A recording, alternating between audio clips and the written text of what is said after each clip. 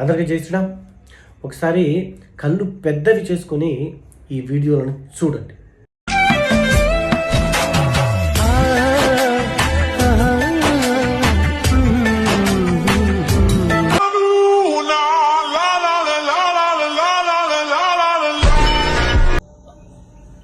Please దయచేసి ఈ వీడియోని షేర్ చేయండి. 2 రోజులు నా కొడుకులు దొరికిపోవాలి. పోలీసులకు మాత్రం కాదు, ఫస్ట్ జనాలకు దొరకాలి. ఎట్లుండాలండి కొడుకులకు శిక్ష?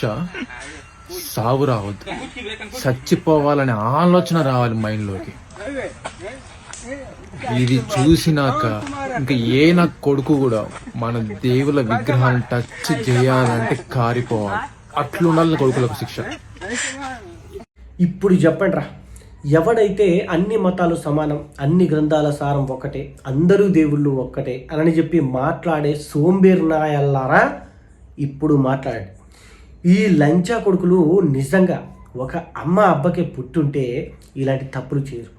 మరి హిందూ దేశంలో మెజారిటీగా ఉన్న హిందూ దేశంలో హిందువులు చూసేలా ఈ విధంగా దారుణాతి దారుణమైన వీడియోలను పోస్ట్ చేస్తుంటే మన హిందువులు ఏం చేస్తున్నారు?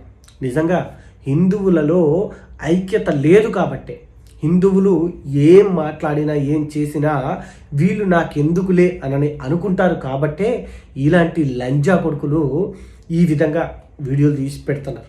ఇవి చూసినా కూడా మనలో చలనం రాలేదు అంటే మనం గాజులు వేసుకున్నామో తెలియదు, లేకపోతే నపుంసకులమో తెలియదు, మరి అసలు మనమే ఎవరికి పుట్టామో తెలియని దారుణమైన పరిస్థితి మనని ఏలెత్తి చూపిస్తుంది అని చెప్పి ఇప్పటికైనా తెలుసుకుంటా. హిందువులలో ఐక్యత లేకపోవడమే దీనికి కారణమని మీరు తెలుసుకోండి.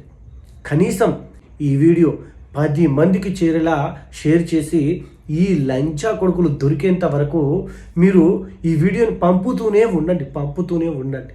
అర్థమైందా?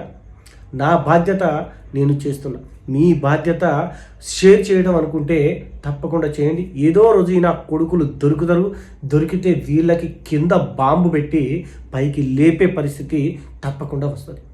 అర్థమైందిగా? జై శ్రీరామ్. భారత్ మాతాకి జై.